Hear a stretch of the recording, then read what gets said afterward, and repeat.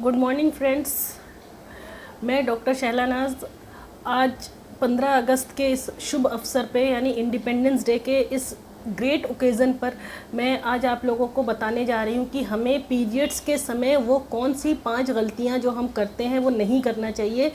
दोस्तों, सबसे पहले तो आपको बहुत बहुत मुबारक हो इस 15 अगस्त की शुभ अवसर पर। और सारे जहाँ से अच्छा हिंदुस्तान हमारा, हम बुलबुलें हैं इसकी ये गुलसिता हमारा, जय हिंद। हमारा देश महान, हमारा भारत महान, और हम बहुत खुशकिस्मत हैं कि हम इस देश में पैदा हुए हैं, हम इस देश की लड़की हैं और हमें अपने देश को और प्राउड बनाने के लिए जो करना पड़ेगा हम वो सब कुछ करने के लिए तैयार हैं। हम अपने देश के अंदर सुधार लाने के लिए हर तरह से तैयार हैं। दोस्तों, आज मेरा जो वीडियो है, अगर अभी तक आपने मेरे चैनल को सब्सक्राइब नहीं किया है तो प्लीज़ फटाफट से सब्सक्राइब कर दें। अगर आपको मेरी वीडियो पसंद आए तो उसको लाइक एंड शेयर ज़रूर करें। दोस्तों, जो मेरा आज वीडियो है वो हम अपने लेडीज़ गर्ल्स के लिए है कि पीरियड्स के समय हम जो गलतियां करते हैं वो हमें बिल्कुल नहीं करनी चाहिए।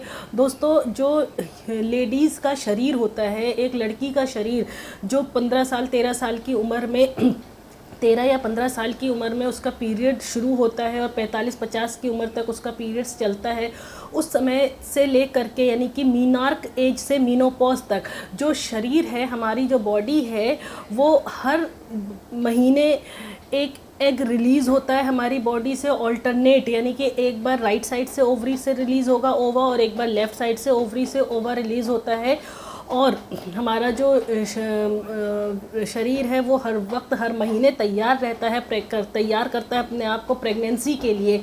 यानी जब वो ओवर रिलीज़ होता है उस समय अगर उसे स्पर्म मिल जाता है तो फिर प्रेगनेंसी हो जाती है, और अगर स्पर्म नहीं मिलता है 14th डे ऑफ ओव्यूलेशन पे जब ओवर रिलीज़ होता है उस समय अगर उसे स्पर्म नहीं मिलता है तो 14 दिन के बाद वो शेड ऑफ होती है। वहाँ पे एक एंडोमेट्रियम जो हमारी बच्चेदानी की परत होती है वो अपने आप को तैयार करती है, और अगर उसे स्पर्म नहीं मिलता है तो वो 14 दिन के बाद शेड ऑफ हो जाती है, यानी हमें वो महीने की शक्ल में दिखाई देती है, यानी कहते हैं कि लड़की का पीरियड आ गया है।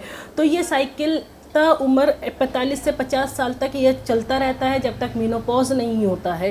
तो इस दौरान ड्यूरिंग पीरियड्स, ड्यूरिंग मेंसेस जो हम गलतियां करते हैं, वो जो सबसे मेन गलती है वो मैं आपको बताने जा रही हूँ। सबसे पहली गलती है वो है हमारा डाइटरी हैबिट, यानी जो हम खाना खाते हैं वो उस समय हमें किस तरह का खाना लेना चाहिए, किस तरह का हमें अपना शरीर को अच्छा रखने के लिए क्या करना चाहिए, वो मैं आज आपको बताने जा रही हूँ। दोस्तों, उस वक्त जो हमारे मेंसेस के समय जो फीमेल की बॉडी होती है वो बहुत ज़्यादा सेंसिटिव होती है, और विमेन बहुत ज़्यादा सेंसिटिव होती है, उसे बहुत ज़्यादा केयर की ज़रूरत होती है, अदरवाइज़ विमेन की हेल्थ रिस्क पर होती है।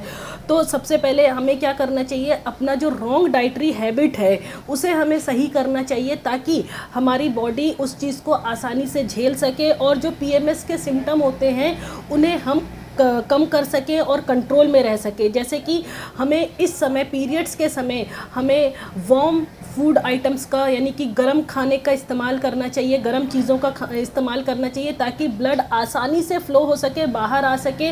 उसमें जो हमें लेना चाहिए उस वक्त डाइट में वो सीसम फूड है, सीसम सीड्स है, dried coconut and jaggery sweets वगैरह लेना चाहिए, ज़्यादा से ज़्यादा इस्तेमाल करना चाहिए ताकि जो हमारे बॉडी में गंदा ब्लड है वो आसानी से बाहर आ सके, और जो हमारे लक्षण होते हैं पीएमएस के, जो जैसे क्रैम्प्स वगैरह, उनसे हम बच सके, ब्लोटिंग या मूड स्विंग वगैरह। क्योंकि उस वक्त अगर अच्छी तरह से ब्लड खून बाहर नहीं आएगा, गंदा खून, तो कई पेशेंट कंप्लेंट करती हैं कि पूरी तरह से ब्लड फ्लो नहीं हो पा रहा है, जिसकी वजह से उनको पेट फूला फूला महसूस होता है, थोड़ा सा फटीग महसूस करती हैं, थकान महसूस करती हैं। जो इस समय नहीं लेना चाहिए आपको वो है ice cold water, cold drink and cold items का, खाने में ठंडी चीज़ों का सेवन यानी इस्तेमाल नहीं करना चाहिए।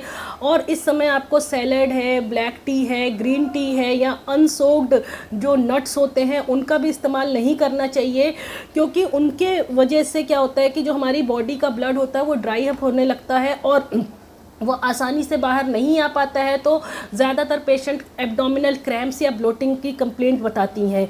इस समय चूँकि हमारा डाइजेशन भी बहुत लो होता है, जो हम खाना खाते हैं हमारा पाचन शक्ति बहुत कमज़ोर हो जाता है। पहली बात तो ज़्यादा खा नहीं पाते हैं क्योंकि पेट में दर्द वगैरह रहता है, मूड चेंज रहता है, इरिटेबिलिटी रहती है, तो खाना हमें ज़्यादा अच्छा नहीं लगता और जो खाते हैं वो भी अच्छे से डाइजेस्ट नहीं हो पाता है। तो डाइजेशन भी कम होने की वजह से हमें ज़्यादातर अवॉइड करना चाहिए डीप फ्राइड चीज़ों का, और अदर हैवी फूड आइटम्स को हमें इस समय अवॉइड करना चाहिए।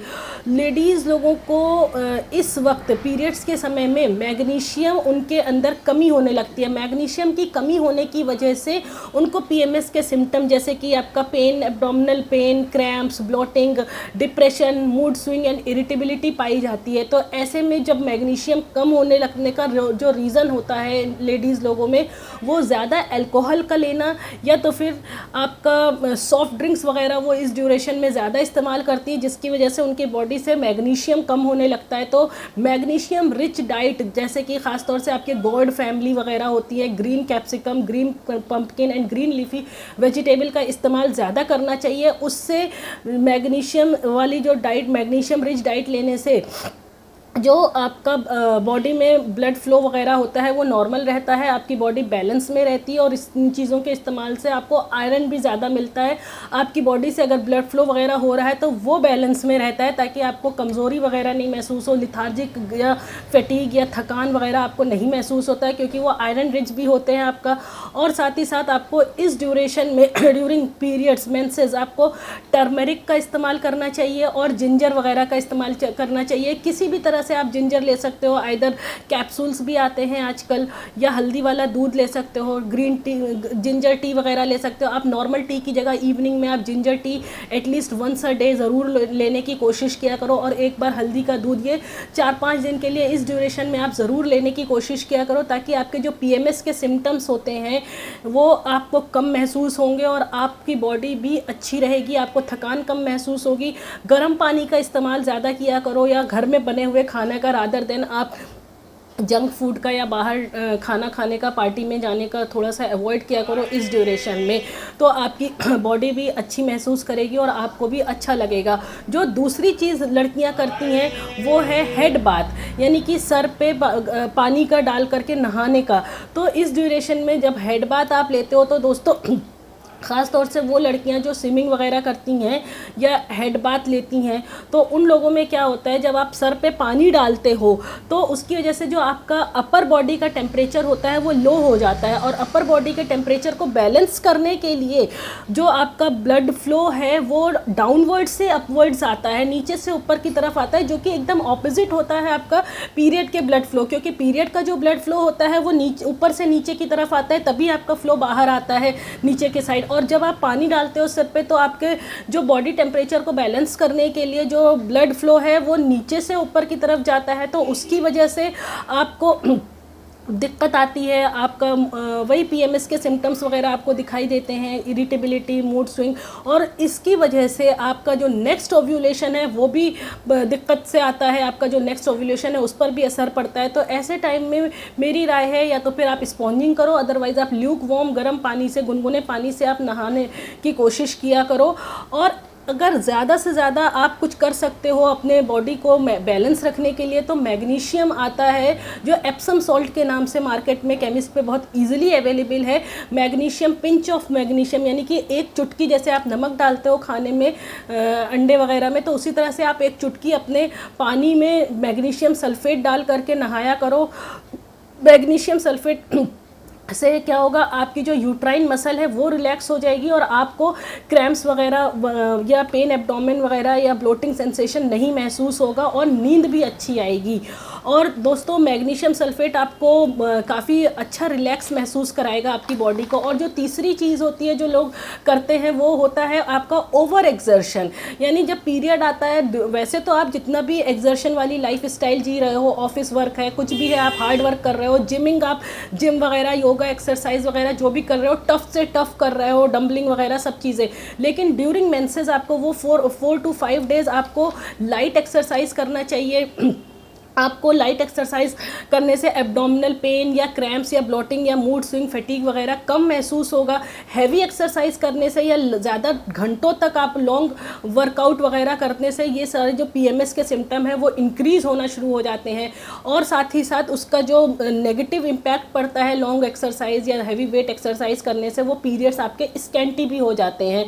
तो आपको वो वाले एक्सरसाइज भी बिल्कुल नहीं करने होते हैं जिसमें लेग पुल करना होता है, यानी पैर ऊपर करके जो स्ट्रेचिंग एक्सरसाइज वगैरह होती है, वो सारे एक्सरसाइजेस भी आपको अवॉइड करना है। इसका रीज़न भी यही है कि आप ब्लड फ्लो को ऑपोजिट वे में ले जाने की कोशिश कर रहे हो, जिसके नतीजे में आपको थोड़ा बहुत दिक्कतें, फिर से पीएमएस वाले सिम्टम महसूस ज़्यादा होंगे। ब्लड फ्लो आपका आसानी से बाहर नहीं आ पाएगा, वो अंदर रहेगा, जो कि आपको bloating sensation, pain, abdominal cramps और हैवीनेस वगैरह महसूस होना शुरू हो जाती है।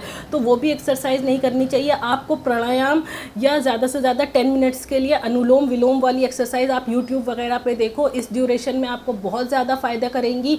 साथ ही साथ आप लाइट वॉकिंग वगैरह कर सकते हो पार्क में, या तो फिर खाना खाने के बाद आप मून लाइट में, यानी कि चांद की रोशनी में आप, यानी कहने का मतलब है डिनर के बाद आप आराम से वॉकिंग करो, लाइट वॉकिंग करो, आराम से 15-20 मिनट आप अपना टहलने जाओ खाना खाने के बाद, उससे भी आप अच्छा महसूस करोगे। Light cardio and aerobic exercises भी आपको बहुत फ़ायदा देगी। नींद पूरी लें और रेस्ट अच्छे से करें, ताकि आपकी पीसीओडी भी, आप उस पीसीओडी से भी बचोगे और साथ ही साथ जो आपके पीएमएस सिम्टम हैं उनसे भी बचोगे। जो चौथा पॉइंट है दोस्तों, जो लोग गलतियां करते हैं, लेडीज़ या ख़ास तौर से जेंट्स उनको पुल करते हैं, पुश करते हैं करने के लिए, वो है सेक्स ड्यूरिंग पीरियड्स। क्योंकि दोस्तों आपका जो बॉडी है, लड़की का जो शरीर है, वो आप अपने बॉडी को अपना खुद का समझो, उसकी सेल्फ केयर करो ड्यूरिंग पीरियड्स। जो गंदा ब्लड फ्लो होता है वो बॉडी से बाहर आ रहा होता है, तो उस समय अगर आप सेक्स करते हो, आपका पार्टनर आपको फोर्स कर रहा है, तो आप प्लीज़ उसको समझाओ। अदरवाइज़ क्या होता है कि गंदे कॉन्डोम वगैरह का ज़रूर इस्तेमाल करो ऐसे ड्यूरेशन में। एटलीस्ट 3 डेज़ के लिए फर्स्ट 3 डेज़ अवॉइड करो अगर आपकी ब्लीडिंग हैवी होती है तो। अदरवाइज़ अगर आप नहीं कर रहे हो तो कॉन्डोम का यूज़ करो और अपने पार्टनर को समझाओ कि इस ड्यूरेशन में चूँकि गंदा ब्लड आपके बॉडी से बाहर आ रहा है, जिसका कि आना बहुत ज़्यादा ज़रूरी है, उस ड्यूरेशन में अगर आप रिलेशन बनाओगे, आप और आपके पार्टनर दोनों sexually transmitted diseases, HIV, AIDS या तो गोनोरिया, सिफिलिस वगैरह के होने के बहुत ज़्यादा चांसेस हैं। और ये गंदा ब्लड होता है, इसमें बहुत सारे वायरसेस और बैक्टीरियाज होते हैं, जिसकी वजह से आपको कहीं ना कहीं आप या आपके पार्टनर को उस चीज़ का नतीजा भुगतना पड़ सकता है। क्योंकि उस वक्त आप या तो फिर कई बार क्या होता है UTI वगैरह होने के भी चांसेस होते हैं, और ये सिर्फ आपके साथ नहीं है, आपके पार्टनर के साथ भी हो सकता है। तो आप मेरे हिसाब से इस समय आपको एटलीस्ट 3 डेज़ का 3 डेज़ के लिए आपको सेक्स नहीं करना चाहिए। कई बार फीमेल्स में एंडोमेट्रियोसिस होने के भी बहुत ज़्यादा चांसेस होते हैं, तो सेक्स ड्यूरिंग द पीरियड्स बिल्कुल अवॉइड करिए आप। और जो लास्ट चीज़ है, 5th चीज़ है, वो है आपका यूज़ ऑफ सैनिटरी पैड्स। ख़ास तौर से अभी जो हम लोग पैड्स यूज़ कर रहे हैं, जैसे कि आपका बहुत एडवर्टीजमेंट आता है, विस्पर है, स्टे फ्री है या कोटेक्स वगैरह, बहुत सारे कंपनीज़, अच्छी कंपनीज़ कहती है कि वो अच्छी बेस्ड कॉमर्शियल सैनिटरी पैड का इस्तेमाल कर रहे हैं। बट होता क्या है, उसमें डायोक्सिन पाया जाता है, और वो डायोक्सिन उसको वाइट बनाने के लिए, ताकि वो पैड ज़्यादा से ज़्यादा वाइट दिखे, तो वाइट बनाने के लिए उसके अंदर केमिकल वगैरह का यूज़ करते हैं, जो आगे चलकर कहीं ना कहीं वो कैंसर कॉज होता है। तो कैंसर केमिकल उसके अंदर पाए जाते हैं। तो मेरे हिसाब से आपको उस ड्यूरेशन में टैम्पॉन्स और सैनिटरी पैड्स का इस्तेमाल कम करना चाहिए, और अगर आप कर रहे हो तो हर 4 से 6 घंटे में उसको थ्रो कर दो, उसको फेंक दो, चेंज करते रहो। अदरवाइज़ हाइजीन भी आप अपना मेंटेन रखो, और अदरवाइज़ अगर आप इन दोनों चीज़ों से बचो तो आप अपने लिए मेंस्ट्रुअल कप का यूज़ किया करो, और साथ ही साथ क्लॉथ पैड्स आजकल आ गए हैं, उनका इस्तेमाल करिए। अदरवाइज़ नेचुरल बायोडिग्रेडेबल पैड्स आते हैं जो कि नेचुरली बायोडिग्रेडेबल होते हैं, उसका आप यूज़ करिए। थोड़ा सा कॉस्टली पड़ता है ये सारी चीज़ें, लेकिन आपकी हेल्थ आपकी प्रायोरिटी है।